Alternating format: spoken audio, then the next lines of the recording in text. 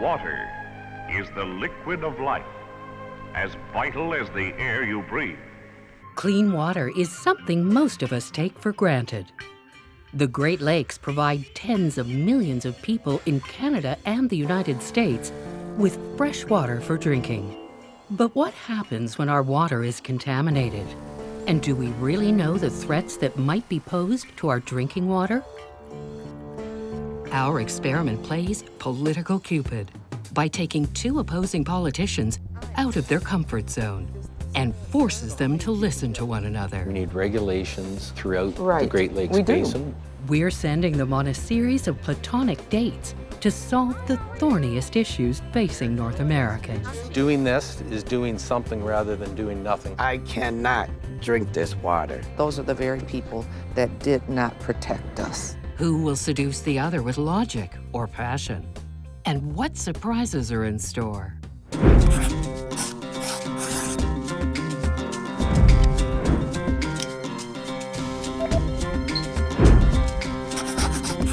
This is Political Blind Date.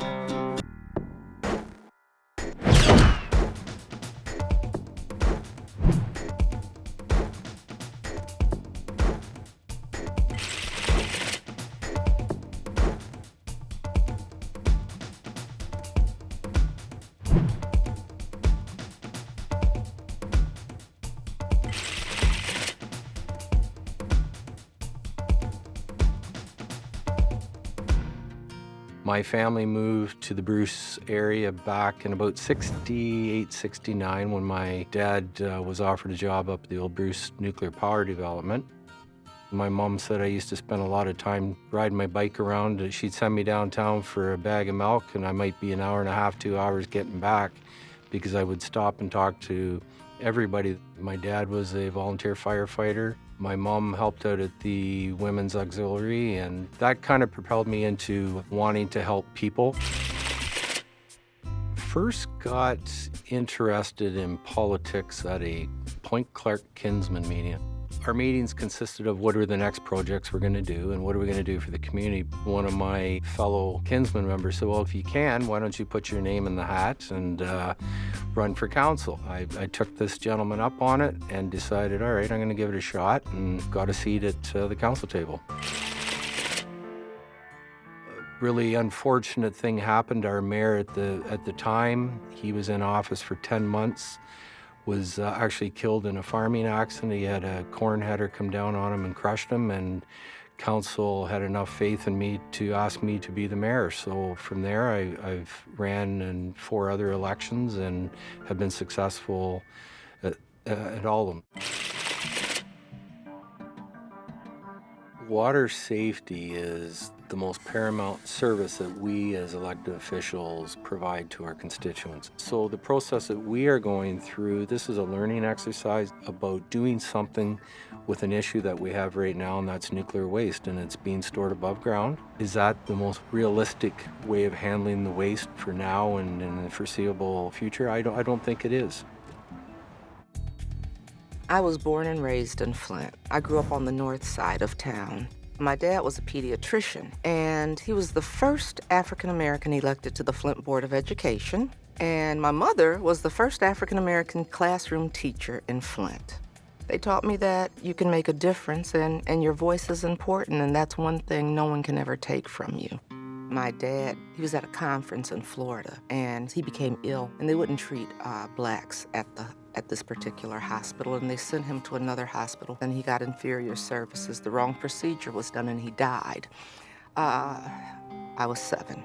If I could spend time with one person that's not here, it'd be my dad. And so I'd love to have a conversation with him and hear what he'd tell me. I actually never went to bed as a young person thinking, when I grow up, I want to be involved in politics, let alone be mayor. I just volunteered on someone's campaign that was running for mayor. That was where I got a first-hand look at really what was going on in the city of Flint. I remember we were home, it was a Sunday night, and we got a call to not use our water, that our home had tested high for lead, and that we needed to switch to bottled water, and we needed to use it even for brushing our teeth. That was in October, November, I got into office, and I said, I'm going to declare an emergency. What made Flint different than everybody else was this was done to us at the hand of government. It was done to us at the hand of people that were elected to protect and serve us. And for 18 months, it was covered up. Just because of everything we've been through and the possibility of what can happen. And I think that's what other people are concerned about, is what can happen when you store nuclear waste. And what is that going to do to the water? For the 40 million people depending on the Great Lakes Basin for their drinking water, any threat to its safety is a top priority. I, Mayor Karen W. Weaver, declare a state of emergency in the city of Flint. In 2015, Flint, Michigan's water was diagnosed with high lead levels after state officials switched its water supply from Lake Huron to the Flint River and removed corrosion inhibitors to save money. As a result, more than 100,000 residents were exposed to lead, triggering a federal emergency. The number of dead and sickened residents is still being calculated. Another reason for concern for those who live along the Great Lakes is that there are plans in Ontario to dig 2 deep geologic repositories in bedrock. The first will hold low to medium level contaminated materials from Ontario's nuclear facilities. In the second repository, highly contaminated spent nuclear fuel from across Canada will be deposited. Although officials say that the bedrock near Lake Huron is impenetrable, what happens to the water in the Great Lakes if something goes wrong? Can politicians on both sides of the border listen to each other about their concerns for the future of Great Lakes water?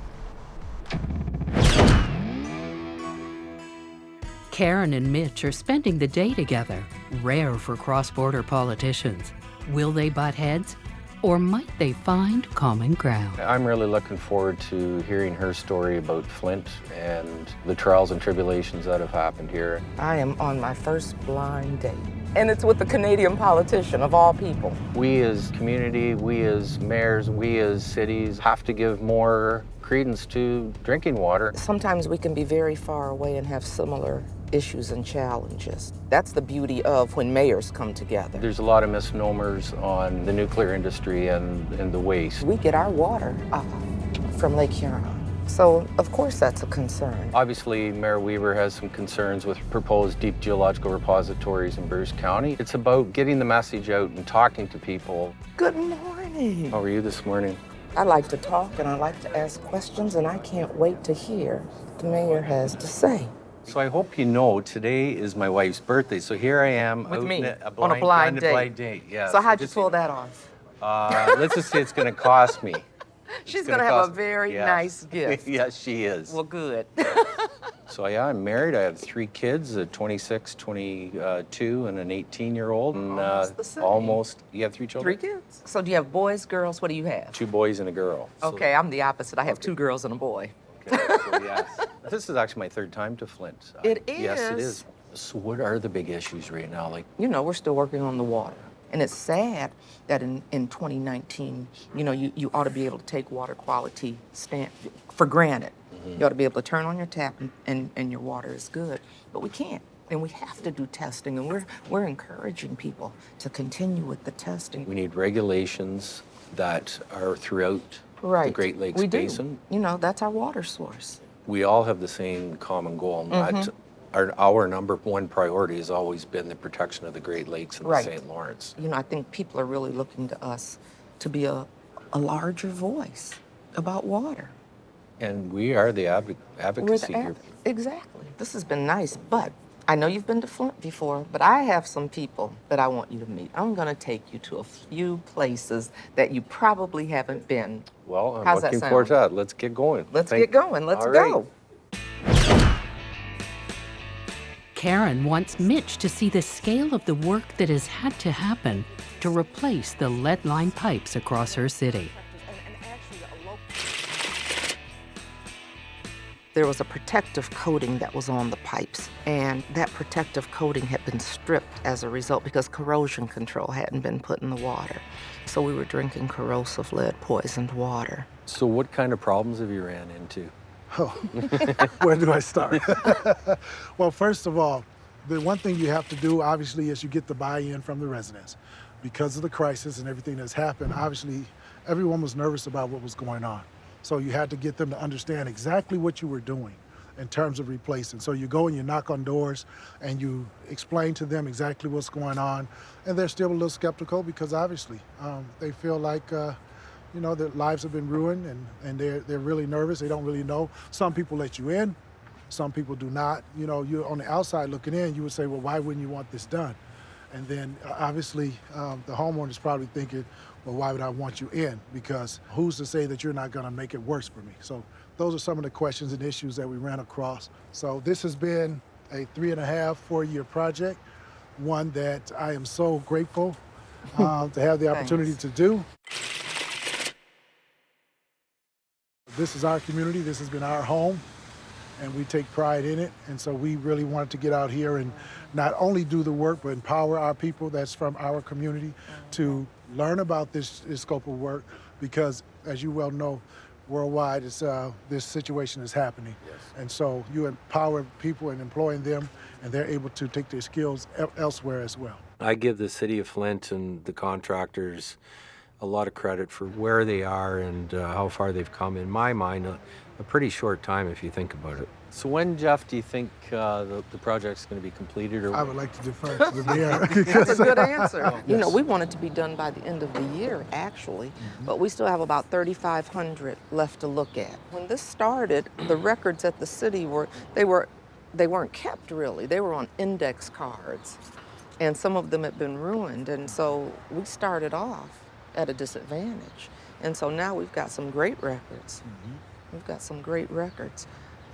But it made it difficult at first. It made it difficult at first, yeah. And so that's why we have talked about, I mean, just the need to, you know, make sure people are maintaining and investing in infrastructure. I think because it's underground, we forget about it. You know, it's like out of sight, out of mind. Yes. We don't want to tell people to drink up until we complete the lead service line replacement. We want to make sure we have every lead and galvanized pipe out of the ground in the city of Flint. And so until that's done, we are putting, you know, the health and well-being of the people first. That's our priority. And so that's why we continue to stay on bottled and filtered water. Yeah, how are you? Hi, how are you? Karen wants Mitch to see the human cost of what happens when people are poisoned by their water supply. When we think about the water crisis, the first thing people say is, when are the pipes going to be replaced? How much does it cost? How many bottles of water? But we don't consider trauma in this aspect. I have a daughter who says, Mom, is it okay to drink the water? No matter where we are, to be that age and have to be aware of that, that's a traumatic thing right there. Yes, it is. Something that we've taken for granted for so long. So we definitely have to put people over pipes, because we have to consider that people are affected more than anything. Right. My daughter had diabetes. She was diagnosed with Legionnaire disease. And with that, it contributed to her her health. When I say that it contributed to her health, it made it worse. It made it worse, the water with Legionnaires and everything. I guess this last time, you wouldn't even thought anything was wrong with her, but this time she didn't come back. It really hurt it. It hurt it, but you know, she just suffered. She suffered. She suffered for a long time. But I thank God for her. But with this water, it's a mess. I cannot drink this water whatsoever. I don't care if they say The water has been tested, clean, it's drinkable. I can't do it because I personally seen what it did to my daughter. That really hit home. You're looking into someone's eyes that, you know, these folks have been impacted with the death of a child. You're not supposed to be burying your children. We had a crisis, and it was more than just a water crisis. We had a public health crisis.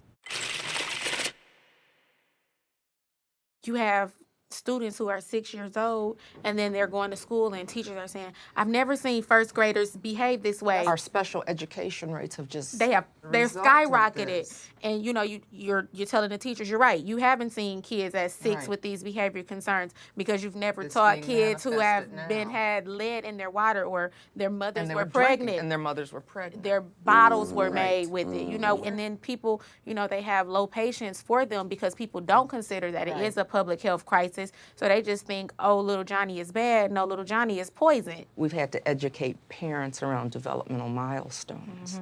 And, you know, is your child, there are certain developmental milestones you should be reaching at certain stages. And if they're not there, that's cause for concern. We know our juvenile justice system is going to be impacted as a result of this. We know our foster care and adoption rates are going to go up as a result of this.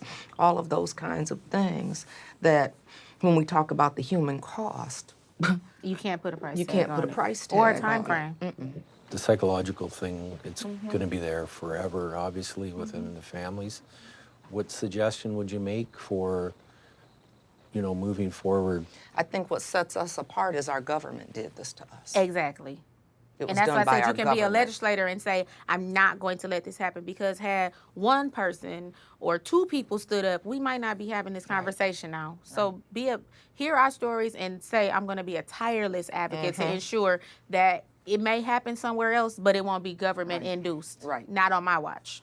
We could be the next Flint for whatever reason.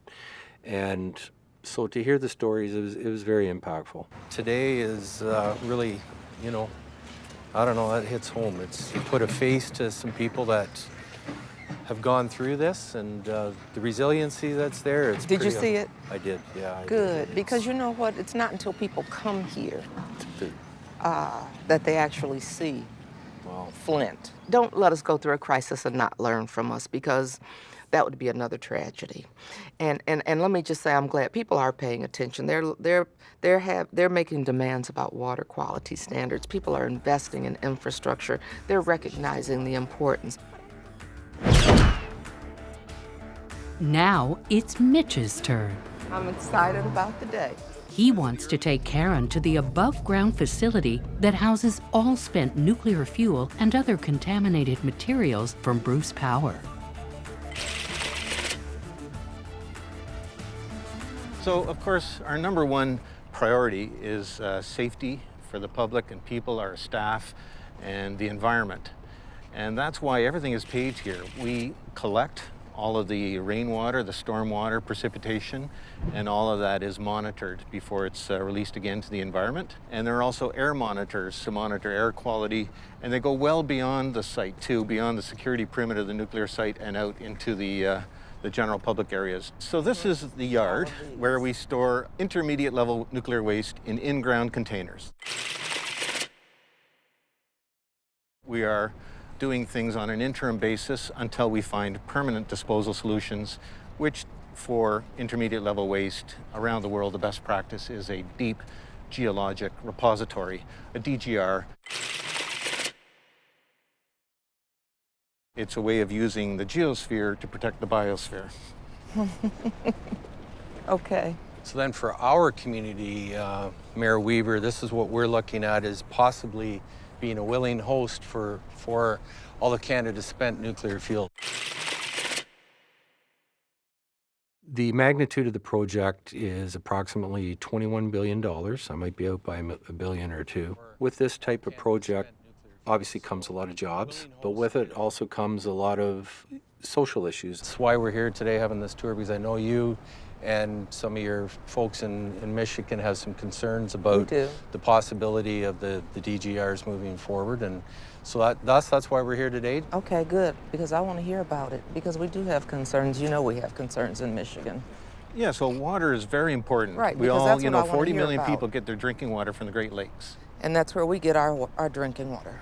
And so Lake Huron. one of the beautiful things about this proposed deep geologic repository is that this region sits on some of the most ideal rock in the world for this kind of a facility, because it's impermeable rock, it's half a mile down, and it's so isolated from the lakes and from groundwater that really the material, once it's down there, is safely isolated forever. And so what assurances do you have in place how do I know that? First of all, this will be monitored carefully. We've been monitoring this waste for as long as it's been here.